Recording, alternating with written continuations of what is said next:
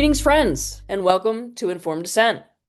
And this is the news of the week. Today is November 8th, 2025. Courts say no to compelled speech, universities cave again to activists, and the normal gays finally get some news coverage.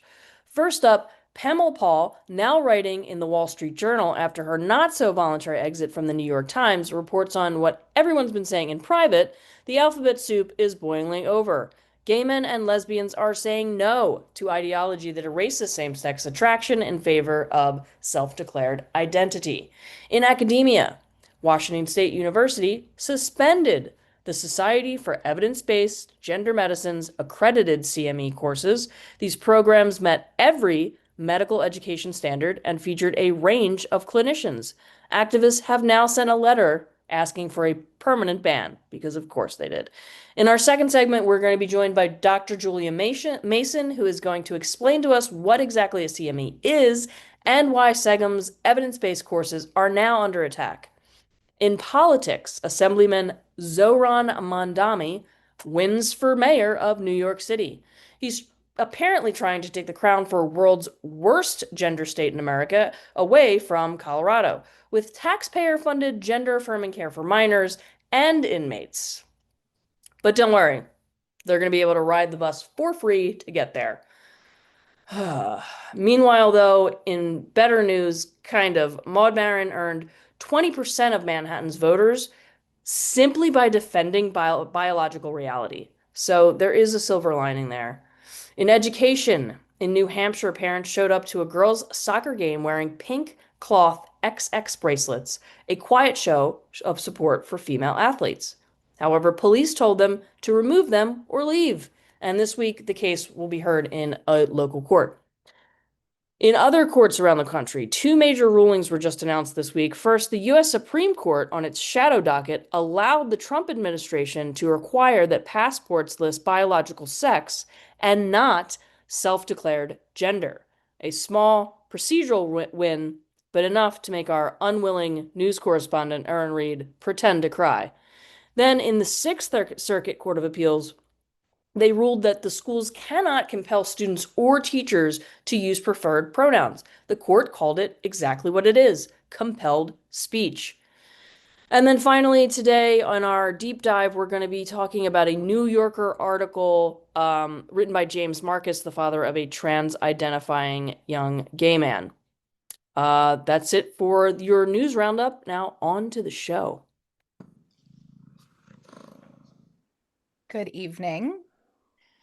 Today we are going to take a deep dive into a recent New Yorker piece published and titled "Who My Child Was and Would Be" by author James Marcus.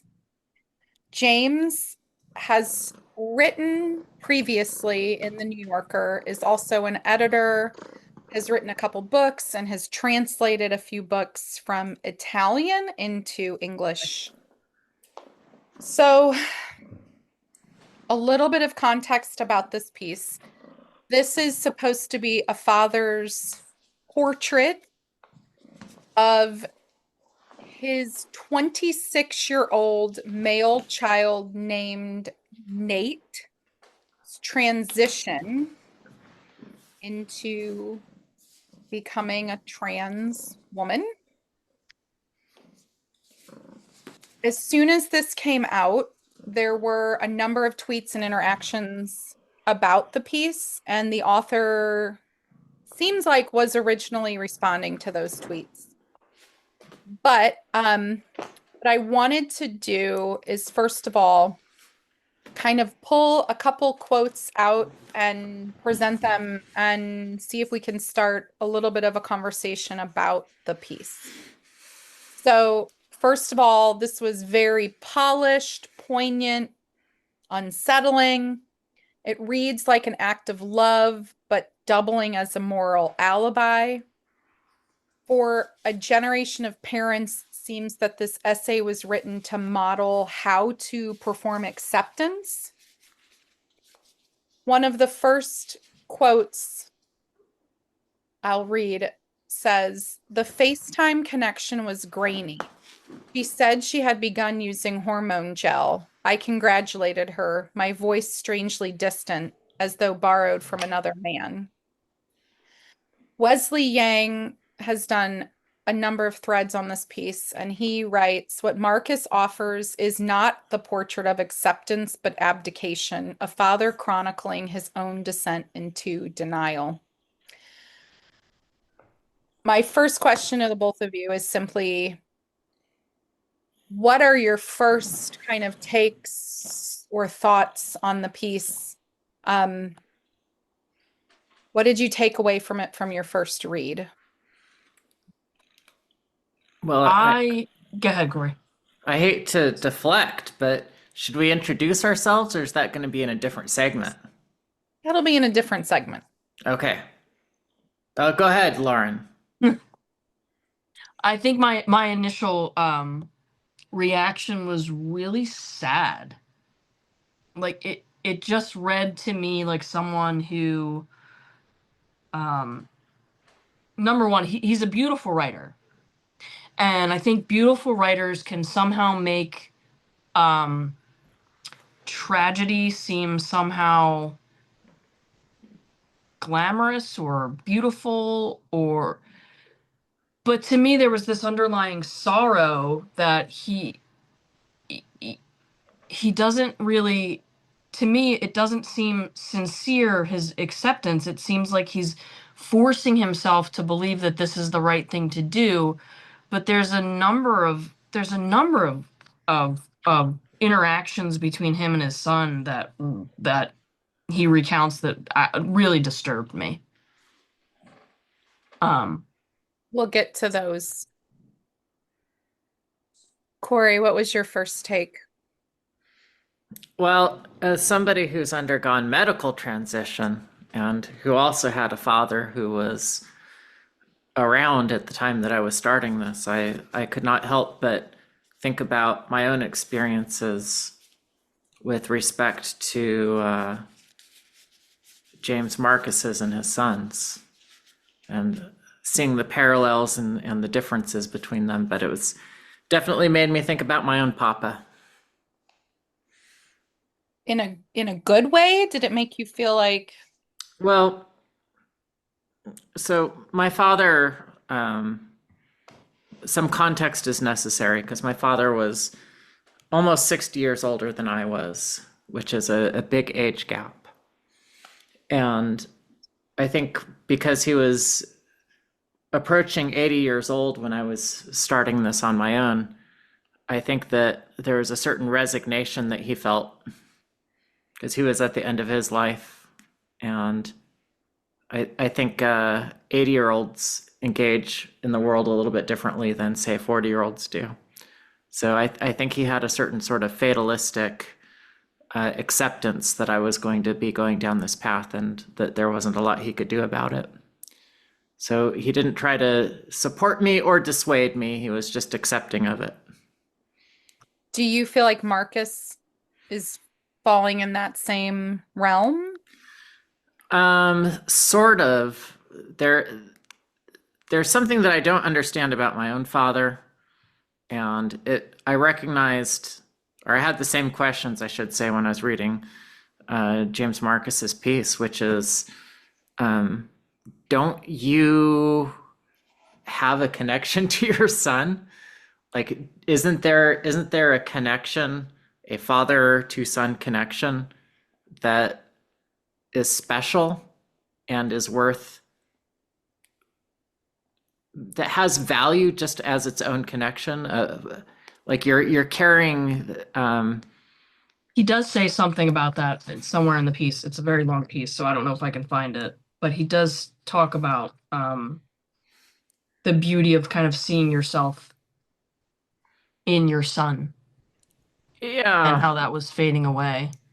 But it's just his same sort of acceptance with losing that, and his calm acceptance of losing his son is something that made me feel a emotional reading it.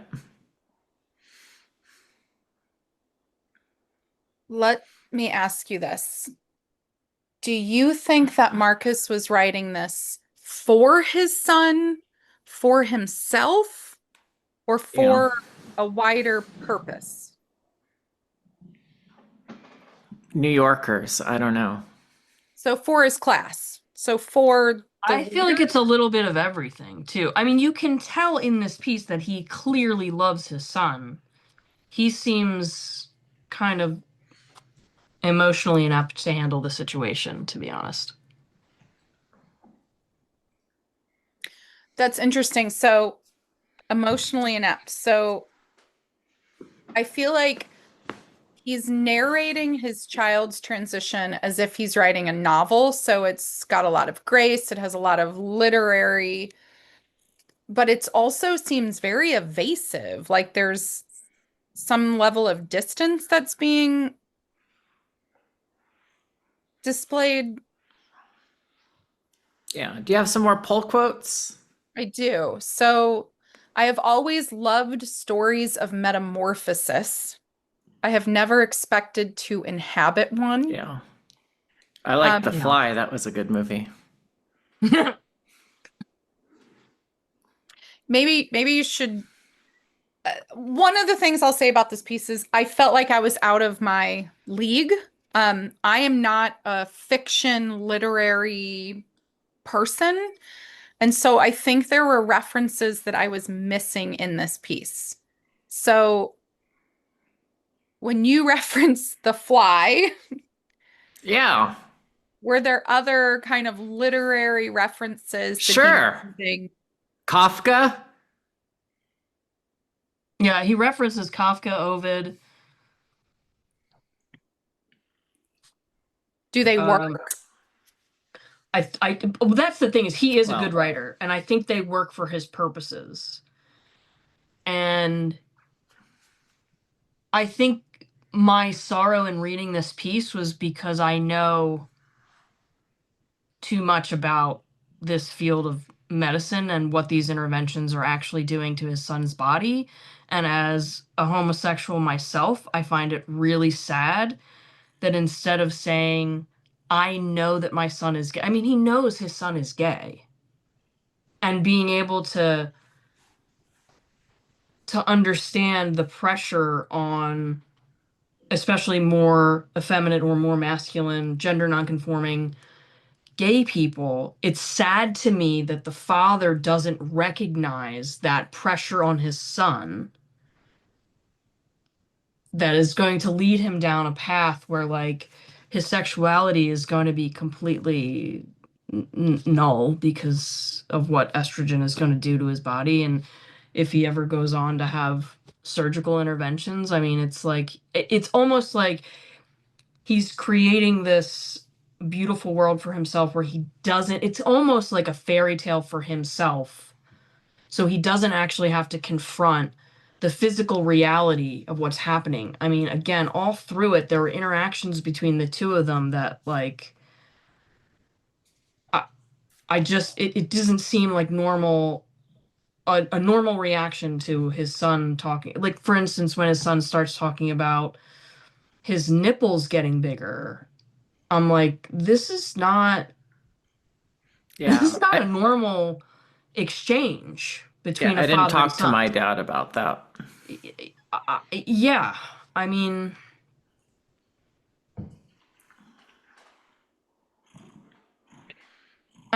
boys who aren't going through transition, do they talk to? I mean, this is gonna be a little gruff, but like, are they like, "Hey, Dad, my balls are hanging lower"? Like, no, they're not. This is a weird exchange. Yeah. Do you girls did you talk to your dads about your nipples getting bigger? No, No, no, you missed a chance. yeah. But you know what I mean? There's a level of like this father's boundaries just keep getting pushed and he just keeps rolling back with them. Yeah, he talked What, about his son going out in pub. It's hard for me to see this picture, but his son was wearing some apparently would have been a revealing top on a woman with breast development, but with just a year or two of estrogen, it might not have been anything except for a little bit of I don't know. But he was trying to I guess his new wife or his girlfriend, James Marcus's girlfriend, was trying to say, hey, don't you want to be don't you want to Yeah. wear something to have a little bit of modesty when you're out? And the kid said no, no, no. And his father explained it by saying, oh, he doesn't want to wear a bra or a bralette because he's ashamed about how small his boobs. What the hell? Yeah. Yeah. And then he goes into like, and then he's worried about assaults on the subway because and I'm like, but I mean, nothing's normal here, because if it was your daughter going out like that, most fathers would be like, no, you're not going out like that. Most daughters wouldn't dress like that in front of their fathers. Like, it's just, all of it is just turned upside down. And I just think this man's boundaries were pushed and pushed and pushed because all he's thinking is, I don't want to lose my son, my connection with my son, who I'm now calling my daughter. But which I understand, because I think so many of these parents they're in that same bind, Yeah. right? And I So think the you're pressure of that bind forced him into a complete state of denial of what actually was happening. okay. So I think you're getting at, and maybe this is like a simplified way of saying it, but I do feel like there's families that have to perform and pretend like this is okay, Mm-hmm. even though they Yeah. don't feel it. Like like all these steps along the way. This is sure, this is fine. Do you think that this was forced affirmation? Do you think that dad is talking about a process that even like rah parents like go through? I wouldn't put him in the category of rah parents, but also this is his 26-year-old son who lives in another country. I think he knows already, I cannot really challenge this. He's a grown man. He's gonna do what he wants. Yeah. And I don't want to lose him. I really think that he's allowing himself to be pushed boundary after boundary because he's just trying to hold on to this thing that he's honestly losing right in front of his face. Okay, so another quote from Wesley. This is an essay about grief disguised as progress. Yeah. From Wes Yang. From Wes Yang. Yeah. Yeah.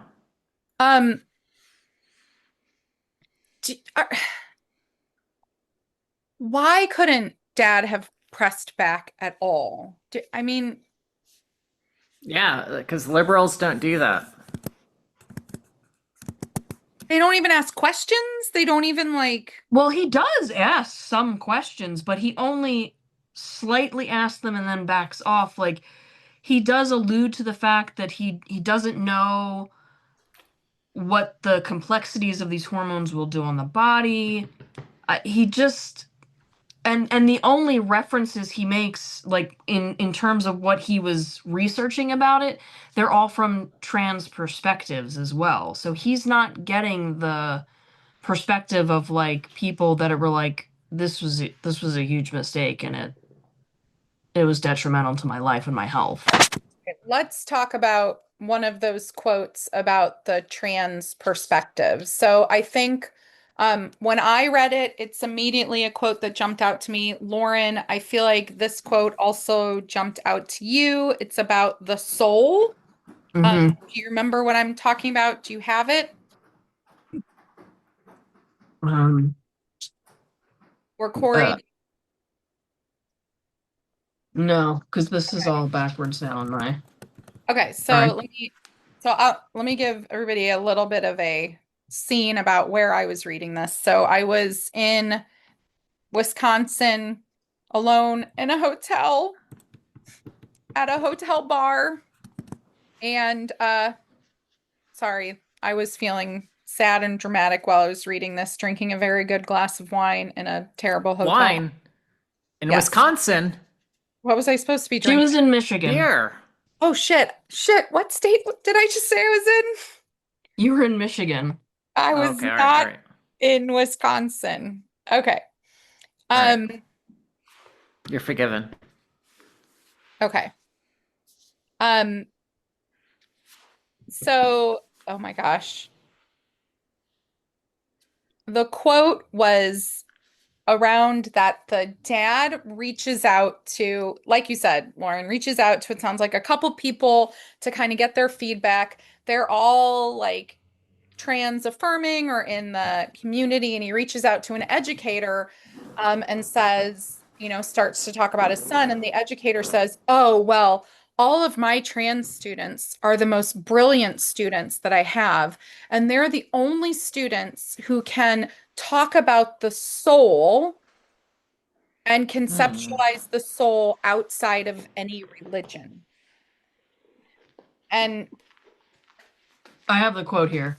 go for it. They're the only students with whom I can have a conversation about the soul. For the others, that's a narrow religious concept. For the trans students, it was an obvious way to talk about identity. They had already made the definitive discovery that the body was malleable, which suggested some integral part of oneself was other than corporal. These people represent the next stage of evolution. Yep. That was Yeah. Their kids will probably also not have gonads. Yeah. But Cori, I know you've heard that and talked about this before. Like that trans Yeah. represents this evolution beyond the self, and Right. Because, if you ask a doctor to start removing your body parts, that shows that you have a lot more enlightenment than normal people who keep their body parts do. how does that make sense? But it Well- doesn't have to make sense because it's a metaphysical idea. That's what it is when you start by saying, I know myself in a special way that you will never understand. People go, yeah, you're right. I don't understand that. Yep. That is pretty amazing that you understand that, because I only understand this really basic thing. You understand something that's really amazing. And the other thing is that, and this probably applies to more gay and lesbian people as well. But when you're constantly thinking about yourself, because you might see yourself as an outsider, and then thinking about yourself with respect to your place in the world and your relationships with other people, probably makes you ruminate on what makes you distinct more than other people do.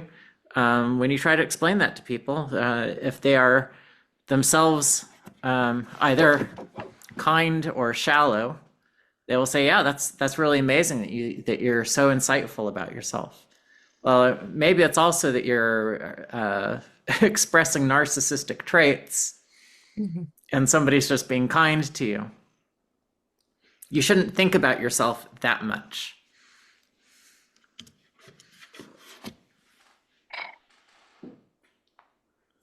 Okay. I want to pivot, but I first want to ask Cori, are you still being attacked by the cat? Yeah. Okay, what does the cat do? Just like attack you blind, like from Basically, yeah. just over and over again?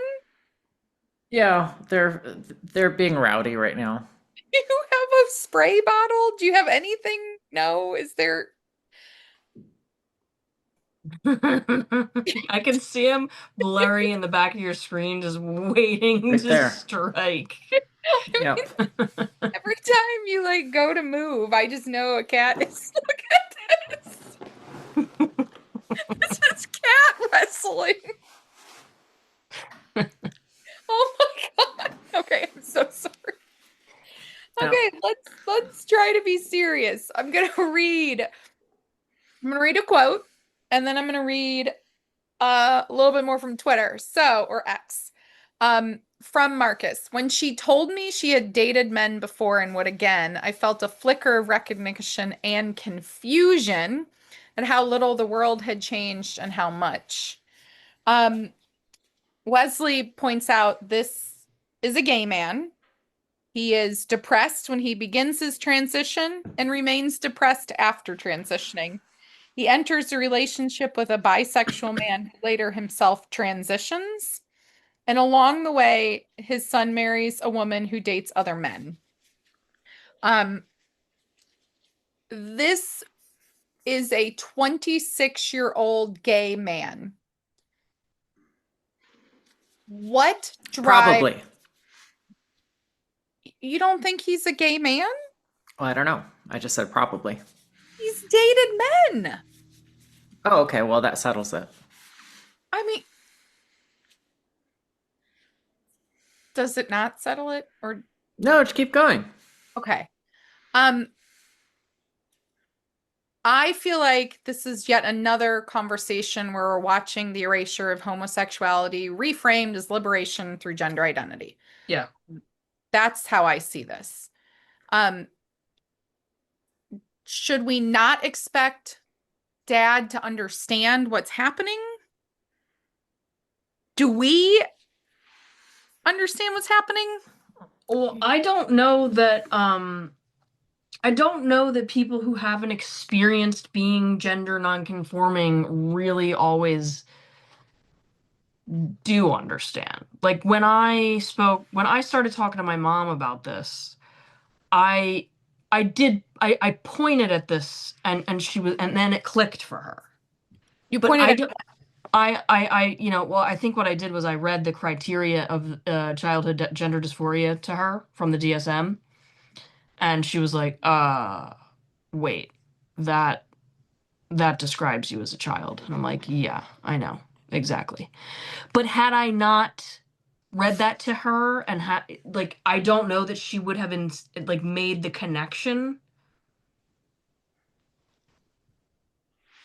Because I don't know that people assume that there is this turmoil within proto-gay youth and gender nonconforming proto-gay youth, because especially people of my generation, as a kid, we didn't have this language. Okay, I will say though, this person, if they're 26, I don't know when the 26 occurred. Was that in 2019? First, they're clearly not of our generation. So No, they're younger. Yeah, they're younger. And he had previously come out as gay in high school. Yeah. So I think it's a fair conclusion that he is gay. We don't really know what those hormones are making him think and feel in terms of, he was still dating a man, so he was married to this woman, but they also say that this was just so he could get citizenship. So it was a marriage of convenience. Well, it says it in the article somewhere that... Oh, yeah, we should trust this narrator. Yeah. Okay, good point. Thank you, Cori. You're right.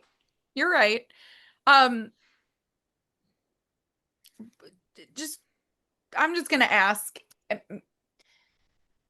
do you think that the social pressure or contagion element is only affecting preteens and teens? No, I don't. I think anyone in this atmosphere, we're seeing lesbians in their 40s, late 30s and 40s transition because the social pressure is real. People are being told this is the only way to be your authentic self. Yeah. Especially if you're in any kind of queer circle. And it's funny about that. In this day and age, how else do people express their authentic selves? What other activities are commonly undertaken in the context of I am doing this activity because it's my true self? Because coming out now is so blasé. It's maybe if you're a 12-year-old middle school child who's coming out, maybe that has some authenticity to it. But what else? What other things do people do for expressing authenticity at this point, aside from dressing in blackface and making TikTok videos for right-wing audience members? Hey, your cats need a cage. Just for recording purposes. There's no cats near me. Are you you're not dodging them again right now? No. I'm curling up on the. I'm just Oh, you're- curling up on the. Yeah, I think he. You have bloody bandages on your hands from the cat. I do. The Dorian bit so deep into the flesh of my finger that I think it went all the way to his gums. There's a deep puncture wound in my right index finger. Corey's literally bleeding out while he's doing this podcast. It's going to be challenging to accuse people from now on because that finger might be lost. Okay, I completely lost. Oh, how else do people express their authenticity? Yeah, aside from being like a shitlord online, how else do people, like, what do you do in this day and age to prove that you are an authentic person? You transition. What else is there? You can also have a religious conversion. That's another way of doing it, probably. But also, he's in this scene in Berlin, right? In Berlin. Yes, Berlin. That's very queer. And I think we all know that the queer has squeezed out any normal homosexuals. So he's probably being confronted often with the fact that he's not a gender conforming male. He's never going to be super masculine. And so in this world, the path is leading him towards transition.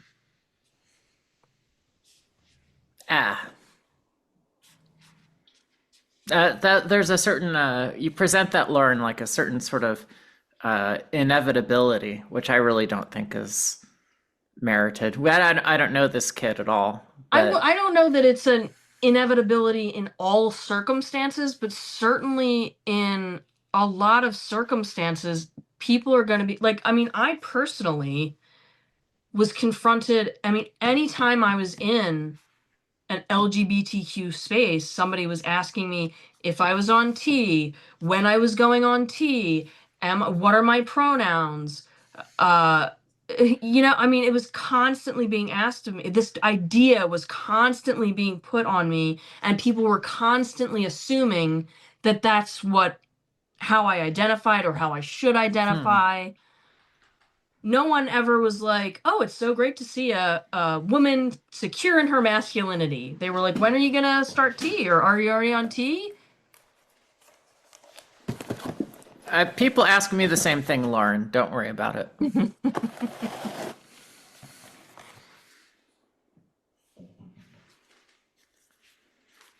Do we think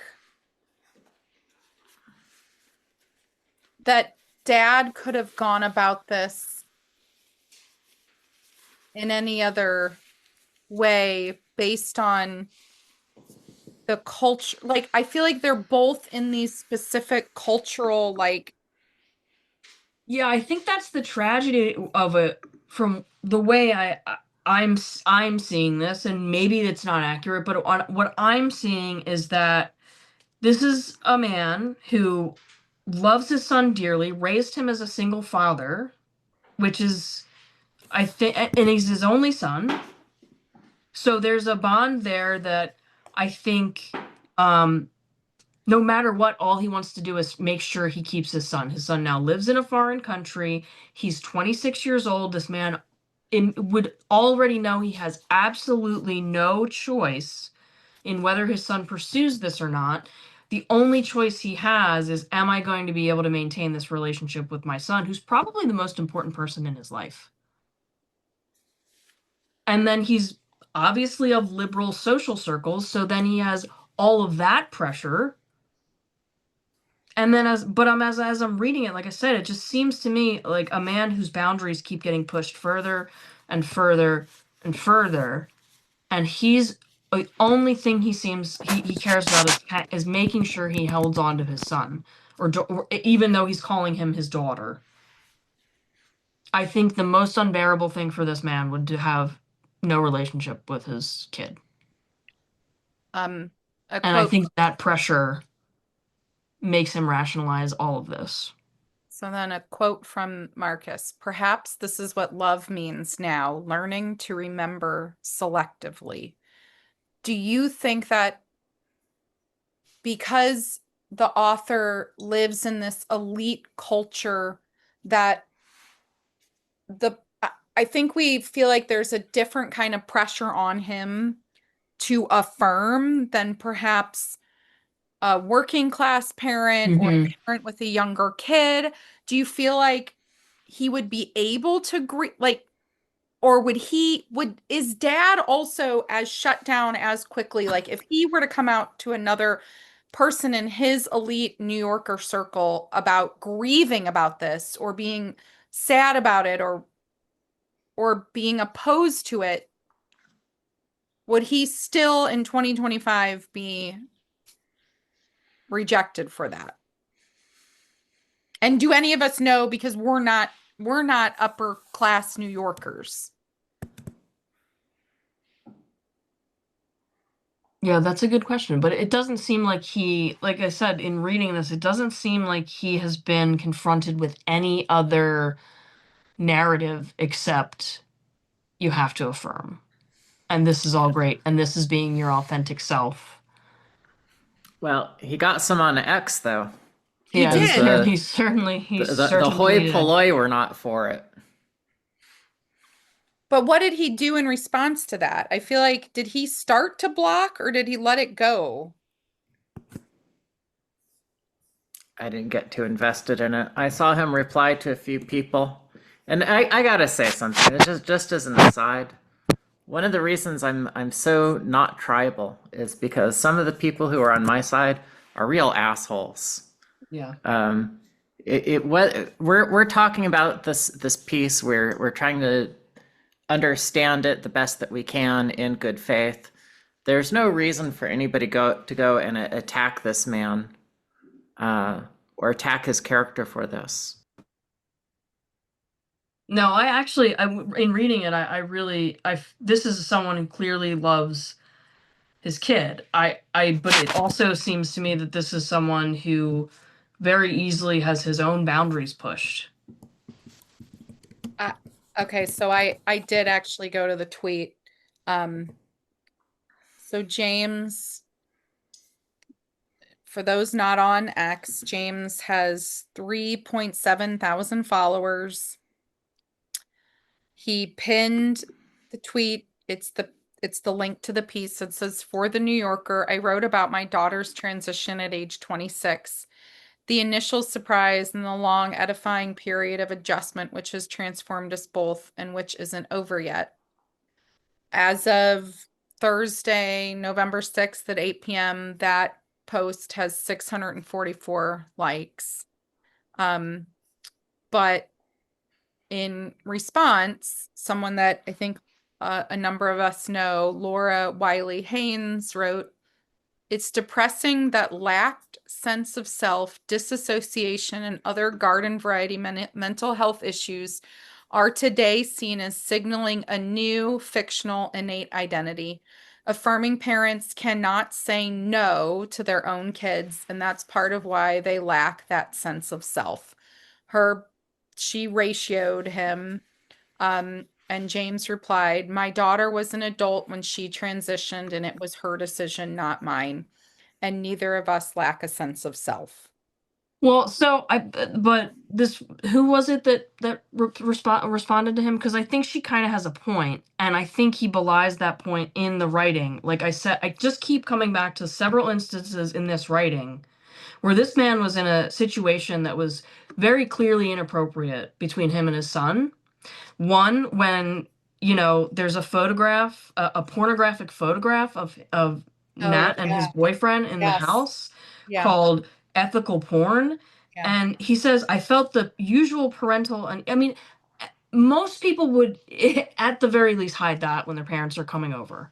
There's another time, and I mean, this really, I was like, this is weird. He shows up to the bar that Nat works at twice a week. She's wearing a halter top. She's bartending, and on the bar was a tip jar in the shape of an upended buttocks. You fed your coins into the anus. These are not normal circumstances for a parent and child to be in and just be like, oh, this is normal. I'm gonna feed the tip jar that is an anus to tip my son who's dressed up, scantily clad, working at this. None of this is normal. So it seems like this man can't say no to his kid. It does seem like it is. These are things that like, to me, signal a lack of boundaries in him as a parent, I think because it's so clearly inappropriate to me. Like, talking about his breasts growing and, oh, I can't wear a bra because I won't fill it out, not with these budding prepubescent trans girl breasts. No one talks to their parents like that. No one says, hey, mom, hey, dad, come to the bar that I'm working at, scantily clad, and feed me tips through an anus jar. I mean, okay. I just feel like this guy does not know how to put up boundaries. Is there a difference here with the fathers whose sons transition versus the parents whose daughters transition? Is there I is there a don't think it's shame uniform. that they can't? I don't know. I mean, I don't think that there's too much of a difference when your child is going through something like this. What sex they are, really. I just think it's kind of tragic all around, because although he writes this as like coming to acceptance, you can kind of feel the grief that this man is still going through. Maybe. Like, he doesn't seem like one of those cheerleader parents that are like, "Oh, I can't wait." No, but his son started when he was an adult. Maybe that makes a difference. Yeah. Well, yeah, exactly. I think that he knows that there really isn't anything he can do to stop him.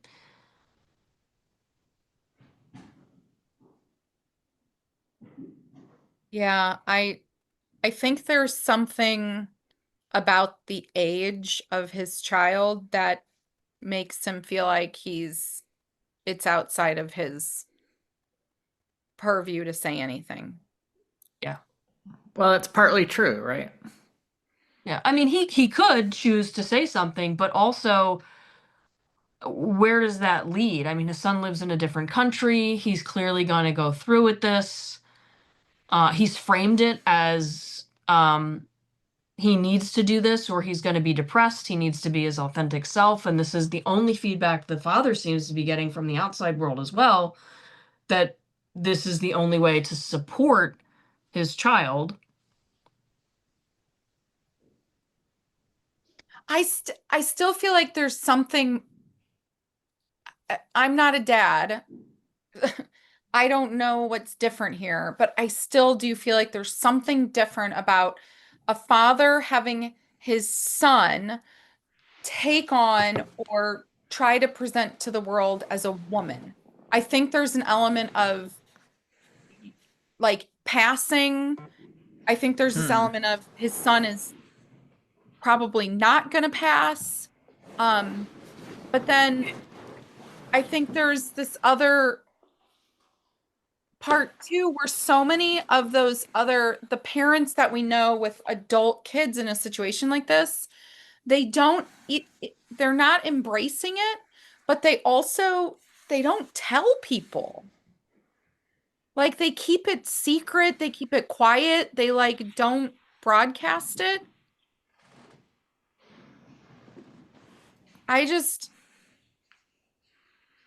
I feel like there's something about the place or time or where Marcus lives that there's something about that setting that is letting him, or maybe it's just this is what he does. He writes about things and makes money off of it, and that's just how he's processing it. Well, let me present maybe a possibility, because we don't know for sure at all. And again, I'm not going to take this guy's writing as a 100% true story, but I wonder if there are if there are fathers who, when their sons start to transition, the fathers go, "Well, I did not set a very good example of masculinity. I did not set a good target for what men should be. And it's maybe just as well that my son does not follow in my footsteps. Maybe it's just as well if a man like me is going to let my child go through this. Maybe it's just as well that they don't. Maybe it's just as well that my line ends here.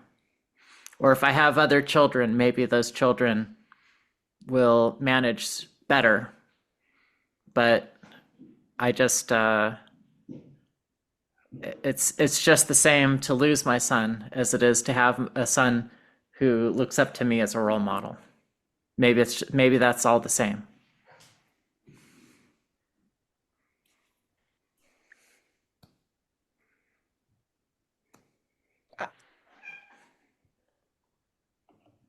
I don't know. I don't I say that because I wonder about my own father and his passiveness when I came to him as a teenager and told him what my plans were. I wonder to some extent if he felt like But is the passiveness a sign? Is the passiveness maybe a byproduct of being unable to really process heavy emotional conversations? Like, okay, like just because they just can't go there. I mean, yeah, men or that's fathers. how my dad is. Yeah. Like he just anything, he wouldn't address anything because he couldn't.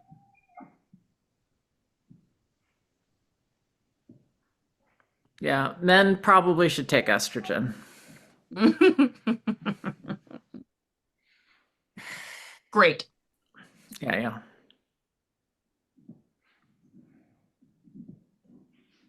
I don't know. I just felt there was just a through line of sadness and almost felt that. desperation. Okay, but then that sadness and that desperation, the thing that I take away from that then is I want this dad to have known that like the bubble that he's in is a complete and total bubble, and that maybe that doesn't mean that like the outcome is different. Maybe it doesn't mean that he then says to his son like I don't support you in this. Like maybe he doesn't have to say that, but I want dad and I want son to both know like you are in like a cultural like moment of time, and like this is not the only path. Like there are other options here. Yeah. I just wish dad knew that there was like a whole liberal worldview, like who understands this medicine and knows like that his son's being targeted. And I really feel like on some level his dad like doesn't is like as rich and wealthy and elite and like in New York that this person is, like I still feel for him. I still feel like he is not understanding the richness of the world and how many people would have like walked with him and said, this is pain. this is your son hurting himself. You don't have to cheerlead this and go along with it. Well, he's also in a position where like he does not have the tools to process his own grief if he's in this bubble, right? And we don't know, but I mean, it seems like from the writing that he's only seen one perspective. But the other possibility is that he does know the other perspective. I don't know. And that is an almost like how it's so hard. How many parents have we dealt with in this exact situation who are crippled by grief? And it's almost like I won't look into the darkness. I'll just pretend everything's fine. That's what I mean. This current of sorrow and denial is what I was reading when I was reading this. Yeah, people can get pretty good at denial. Yeah. Yeah, I mean, he may just be protecting himself psychologically because because again, what else are his options? Object and lose his son? There is a quote in there. Marcus says, quote, "The past still visits me in dreams where my son is alive and laughing, though I wake to a world that forbids that memory." Forbids is saying that the world right now forbids him to even remember his son like that. And Wesley turns around and says, "It's a story about the cost of lying to survive in polite society." Yeah. Yeah, I think that's very poignant. I mean, and we don't know where this man is in his journey too. And it's very possible that having written this story and opened himself up like that, especially to what he's clearly going to get on X from like you said, some of the people on quote our side are not kind and not compassionate. No, but they're not. Some of them but are not, also not wrong. So but I don't see a lot of these as wrong either. yeah, I mean, that's the thing is we don't know where he's at in his journey, and he very well might have to reckon with the things that he's trying very hard to avoid Well, now what that are this is out there. what's our takeaway then? Do we want to see more parents writing about their Well, I think this viewpoints? it would be great if the New Yorker would highlight a parent who isn't affirming, and honestly, it'd be great to have a parent who isn't affirming respond to this article, because I think that they could relate to the grief this man so clearly has and is holding, but could also offer a perspective of hope and a little bit more of a fighting spirit. Like,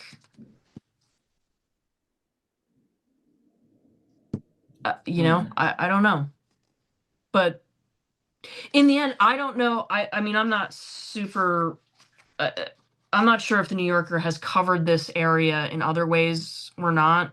But it would be interesting to know, would they have been open to a piece by a parent who is not affirming and just as grief-stricken, but kind of taken a different route? Like, would they have been open to having an article from one of the Pitt parents? No. Or was this only a possibility because to put this out here because in the end this man is affirming his son and calling him of his course. I Of think course. I think there's another piece that you're missing there. I think the other piece has to do with class and elitism and the cultural drivers of that elitism.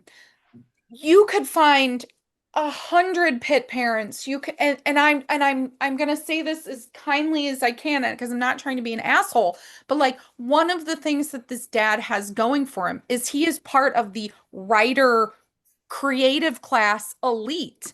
You're not gonna find a Pitt parent who could write a piece in, maybe there's one in a million that could write a piece with the similar level of writing ability and style and create, like, that is what the creative class has going for it. Mm-hmm. And I do feel like the people who are fighting back, like who are, I mean, maybe this gets almost back to like, why did Trump win? Why, like, is because the people who understand and like are fighting against this are not, they're going to look at a physical body being harmed and see a physical body being harmed and not immediately think, oh, Kafka and metamorphosis. I mean, like, Yeah. there's a level to it of class here that the New Yorker is not going to cover. And also, I think I think the New Yorker has had a number of pieces from M. Gesson, the non-binary, Oh yeah, but yeah, I know who she is. like, Yeah. I don't. Who's this person? Ugh. um, I know that M. Gesson writes for the New York Times now, but I think there was a piece, if I'm remembering correctly, I thought it was in the New Yorker about what happens when we talk about trans rights. But M. Gesson's original name was like Massa, is from Russia, is a lesbian. Masha, yeah. Masha, a lesbian from Russia who moved to the US, who wrote a ton about like growing up in like the Russian worldview, and like now is like some non-binary person in the US who changed their name to M. Yeah, she's an opinion writer or opinion columnist for the Times, the New York Times. I just think that when we think about, oh, we would want the New Yorker to like do this balanced out piece, I think one of the problems is that um there are some writers that are in that cultural creative class that are addressing this, but our bench is much more, I almost used the word authentic. Yeah. Yeah. What does that mean? We're more down to earth. We're more. We're the poor. We're the like, Yeah. I mean, Well, I think that class has a lot to do with how grounded you are in physical reality. well, there Like was even you're required to be more grounded in physical reality if you can't afford to have somebody pick up your groceries and babysit your kids and mow your lawn or do your landscaping. Like when you have to do those things for yourself, you are going to be more grounded in not only physical reality but your own body and understand the importance of it, because when you're 50 or 60, you're still going to be doing that. You have to last longer. Your body has to last longer. You have to be in good shape. one other class piece with this storyline in the New Yorker. I just feel like you have this elite author whose son, I think there's this element of shame on another. I think there's shame running through this from this dad. There's a ton of sadness, but there's this weird parts where he's talking to about at the beginning of the piece, he tries to like explain, my son is this like DJ and artist off in Berlin, and then you find out later he's a bartender in like a shady bar. Like With a butthole tip jar. Yeah. yes. Yeah.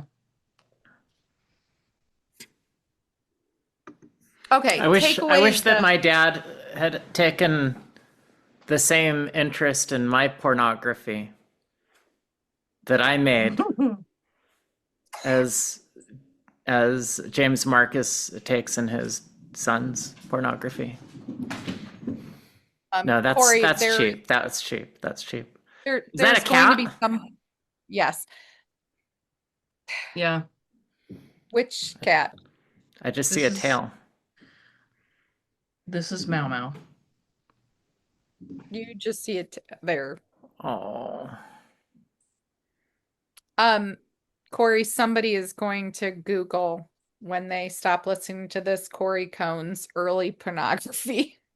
Yeah, they're gonna have to generate it with AI, but I guess Sorry, we'll find we've out been what that talking looks about like. buttholes, and now you got Mau Mau's butthole in the camera here. Sorry. Yeah. Well, I think that this is a very interesting cultural piece of 2025. And I do think it actually hits some of the points of just the sadness about this right now. It's Yes. just sad. Like all of this is just, it's heartbreaking. It is. It's gonna keep happening. Hopefully not forever. I'm not gonna hold my breath. Well, I'm glad you were able to join and discuss this piece tonight. And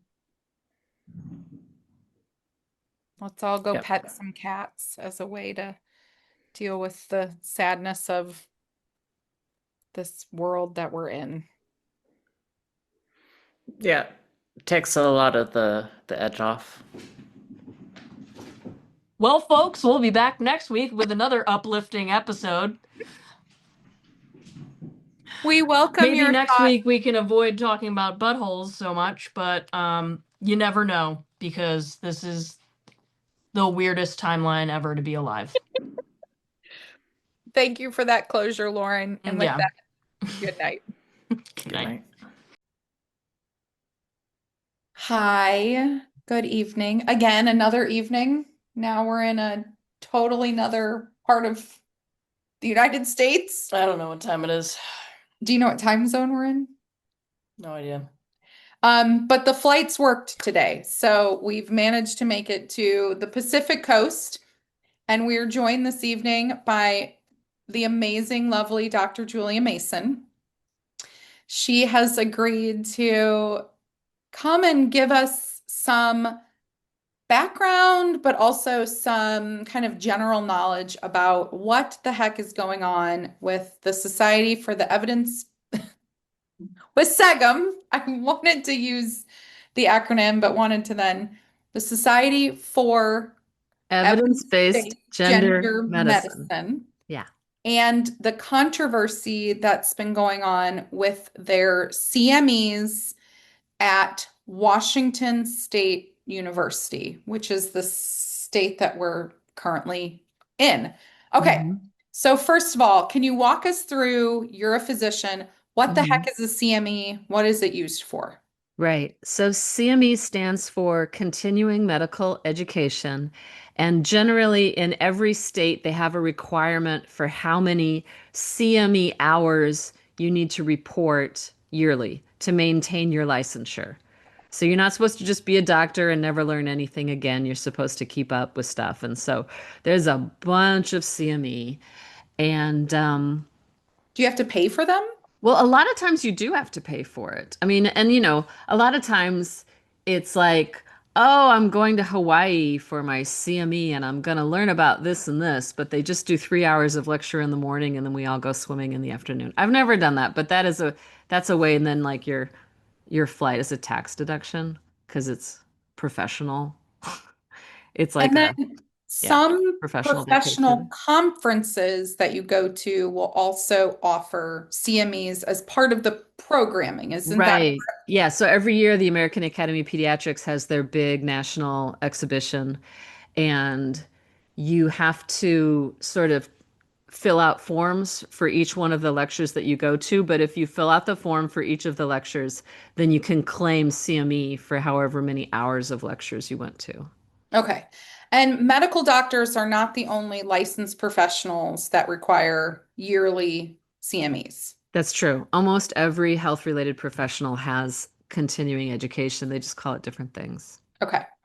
As a medical professional looking for CMEs, are you looking for something that's current or new or bringing you something that is like updated that you might that you Well, might I not mean, have gotten in medical school? usually you're looking for something that's interesting and useful for you. Like I can tell a story about myself. I was not confident in my ability to do a good knee exam. And so when I lived in Wisconsin, I drove all the way to the Twin Cities in Minnesota to do a weekend conference in this like the sports exam, like to examine a damaged knee, like how to figure out if someone has an ACL tear, do they have a positive drawer sign and all this. So like if there's a particular thing that you're looking for, there's probably a CME somewhere for it. Um, and then you might just be like, oh my God, it's coming up on the end of the year and I only have 40 of my 50 hours. I'd better get going. And then you're just looking for CME that you can do at home, probably. Okay, but so then if I was an American physician right now, if I was a Mhm. pediatrician or an adolescent medicine doctor, if I was an Mhm. American physician, I would think that the question of what's going on with the adolescents and kids that are coming to my office talking about gender Mhm. would be a topic that is presenting, it's coming up in your office. You would want to know more. Yes, definitely. I mean, I continue to have high hopes for this CME because I get this feeling that there are thousands of pediatricians out there. I mean, most of them over the age of 40, who are sort of like, what is going on? Like, what is this?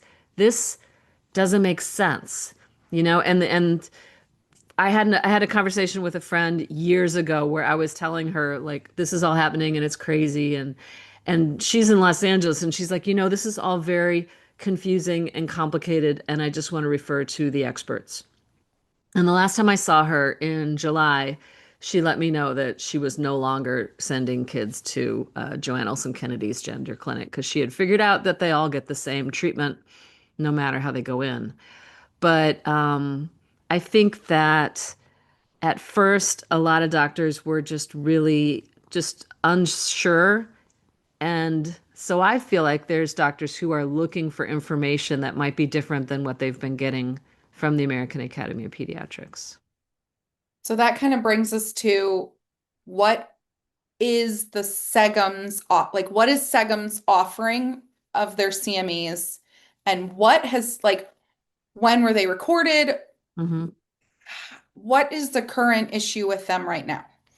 Right. So the CME in question is all lectures that were recorded at our first in-person conference that we did in October of 2023 in Manhattan. And we had a lot of experts from all over the world, from Finland, from Germany, from Sweden, from England.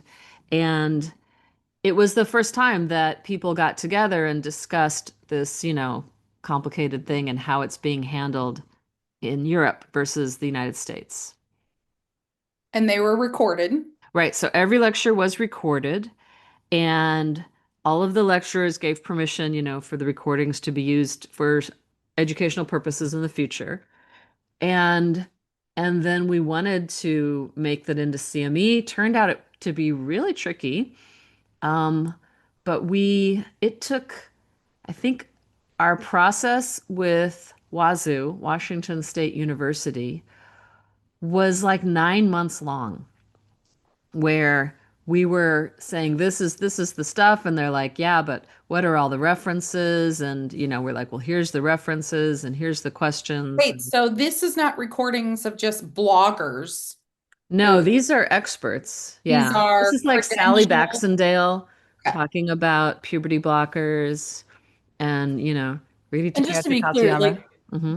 there's standards for these continuing ed courses, right? So not just Yeah, anybody can make a continuing ed course and say, "Hey, doctors, come take my course." Like there are right. standards that they have to measure up to be Hmm. considered a continuing ed course, and I'm assuming that this SEGM conference Hmm. offering did measure up because Washington State University said, "Okay, you've passed the test, Right. you can offer these classes." Right. The key thing is Washington State University had to, they are the ones that have the power to say this really is CME. Um, There's a larger organization called the ACCME, the accreditation. I just forgot what it is. AC, Accreditation Council for CME, I think. And they're the ones that control whether a university is allowed to present CME. And so Wazoo was sort of putting And their okay, reputation on the line. is it really locally called Wazoo? They do, they call it Wazoo. Okay, well, that's good to know. Yeah. Okay, I thought you were just kind of I making. know I'm not making fun of them. That is what Okay, the locals say. Wazoo. Wazoo. Okay. I know it's with WSU. I guess it's too hard to say WSU. So WA for But Washington. that university has the accreditation to be an accreditor of CME. They can present CME, and it's kind of like with the WSU seal of approval. Okay. And I think that's why it took 9 months, because they understood that this was not, that this was heterodox material, that this was not in line with what the American Academy of Pediatrics is saying, pediatricians should do, for example. And the really interesting thing is that we went through this long process of fact checking everything and, editing things and, okay, that might be taken the wrong way. So blah, blah, blah, like getting it all clean. And then you have to come up with the questions because you don't get your credit unless you answer some usually multiple choice questions about like the learner lecture. questions. Yeah. Yeah. Okay. To show that you actually watched the lecture. And we put them up on the site, but we didn't publicize them. And there was one person who came across it and was very offended and sent an email, and said, how could you? And the people in their CME department were like, well, okay, what exactly are you upset about? Like which particular thing was said that you think is false or that you think shouldn't be authored? And it kind of fell apart at that point.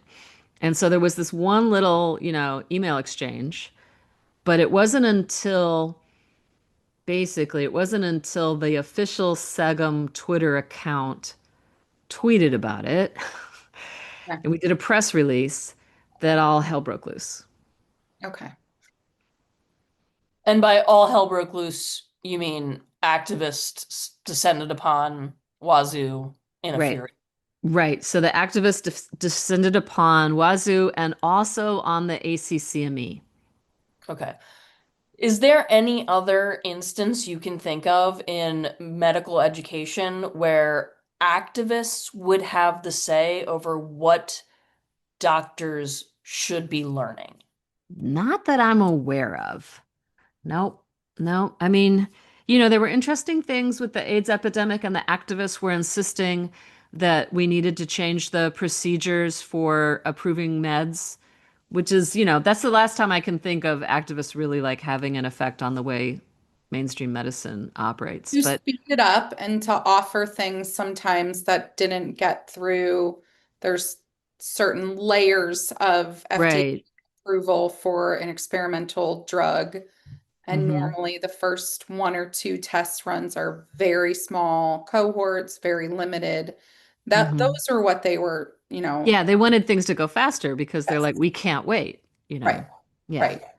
But this was different. This was just there's a Substack called Aaron in the Morning, and yeah, you're familiar.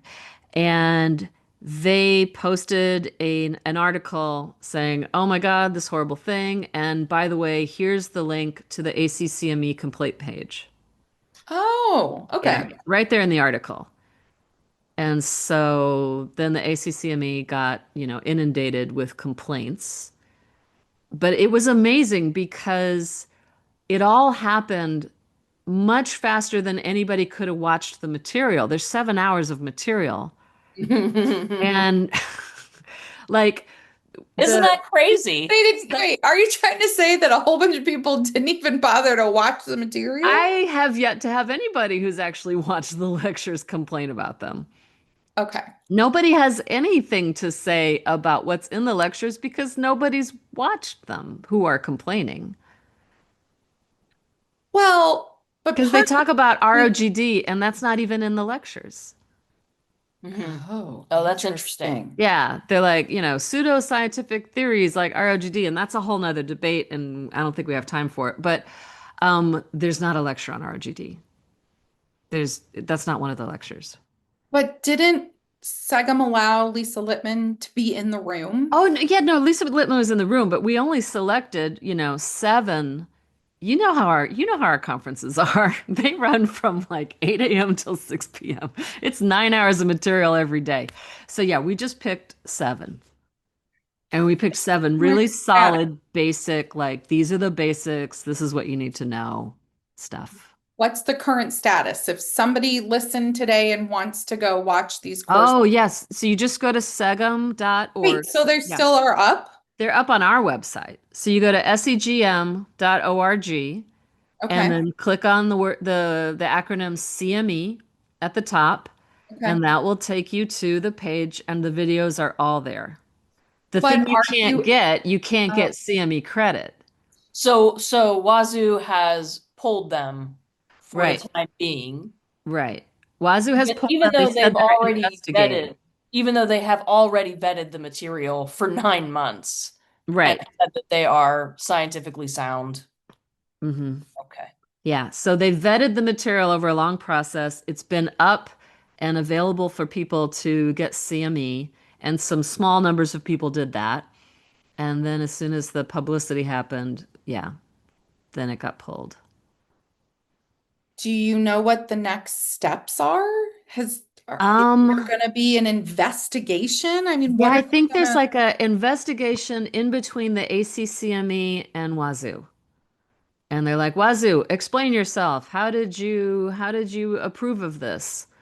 And hopefully Wazoo's gonna be like, well, we did this and this and this and this, and it all checks out. But it's a little disappointing that complaints from people who don't know what they're talking about and haven't actually, engaged with the material were sufficient to pull down the material.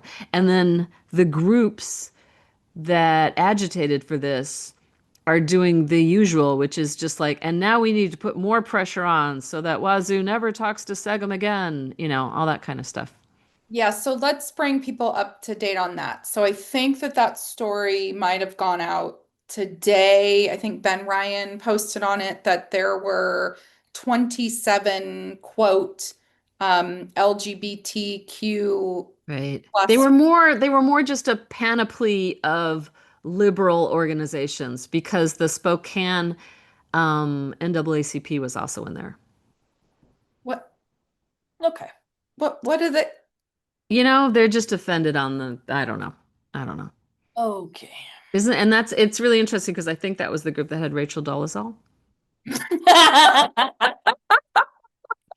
Sorry. So it's all about identity, guys. How did we making this up? This is you made this up. I didn't make that up. Unbelievable. Okay. So those 27 groups That was something my husband said, but he's pretty good with facts. sent a statement to Wazoo and said, "Don't ever let this come Right. back." This is so evil. You need to apologize. You need to, like with McMaster, they had to apologize and then donate money to a local LGBTQ2IAS plus charity. Oh my gosh. Okay. Well, I don't think. anything else that you think we should know, or Um, if something heats up about this more, can we check back in? You can definitely check back in with me. And the thing is, a lot of doctors have plenty of CME, and so if any of your viewers know a pediatrician or a family doctor or any kind of primary care doctor, I would recommend sharing the link with them because I think there's a hunger out there for this information. And so I'm still hoping to create the world's first viral CME. That's what I want. I want a CME where the pediatricians are sharing it with each other. Like, have you heard about this? I mean, this does not bode well for medicine. If Yeah. People Wow. can not even engage with the content and complain enough and get it pulled down. Right. I mean, I think that's part of my take would be if you're going to present, argue the basis of what is presented. Go through that. Present and show this study, this study, this study. Show, Right. or create your own to counter it. But instead, it sounds like the complaint is merely who made it and who might be in it. Yeah, it's just ad hominem and guilt by association and vibes. Okay. Well, That's I think for true transparency, I believe I'm a panel lead in one of them. yeah, I think you're in one of them. I Probably. think I'm just asking questions of the panelists. Mm-hmm. Yeah. Okay, so Dr. Mason, we will put in our show notes the link to the current CME offering, although it's not still currently an accredited CME offering. The videos are still Right. available. How can listeners find you? I'm on Twitter, and I think it's a Julia Mason MD1, I think, Okay. is my Twitter handle. Okay. Yeah. And if And then any, the whole segm.org website has a ton of useful information. awesome. Okay. Yeah. Well, thank you for joining us and sharing this information. We knew that we wanted to get a little bit clearer understanding about what was going on. But it sounds in some ways like it's yet another cancel. Yeah. Yeah, I thought they said cancel culture was done, but seems like it lives again. Onward. Yeah. Yeah. Well, thank you so much and have a great Thank you. evening. All right. Get some rest. That's our show for the week. A huge thank you to Dr. Julia Mason for joining us and for helping us make sense of what's happening with SEGM's CME program, and to all of you for listening, sharing, and staying engaged. A big thank you to our production team this week for keeping this whole thing running, and to our tech guru who finally figured out how to make the screen stop bouncing from face to face every time one of us breathes. Looking ahead to the new year, we're going to be upgrading with teleprompters and potentially some real microphones. So maybe, just maybe, we'll look as professional as we think we sound. If you enjoy what we're doing, please subscribe, like, and leave comments. It helps us to grow, keeps us independent, and lets us know that you're out there. Informed Dissent is proudly sponsored by the LGBT Courage Coalition, a nonprofit organization. I'm Jamie Reed, this week with Lauren Leggieri and Cohn. Corn cone. Damn it. Corn cone cop. Cori Cohn. We're just gonna roll with it. Sorry, Cori. Love you to death.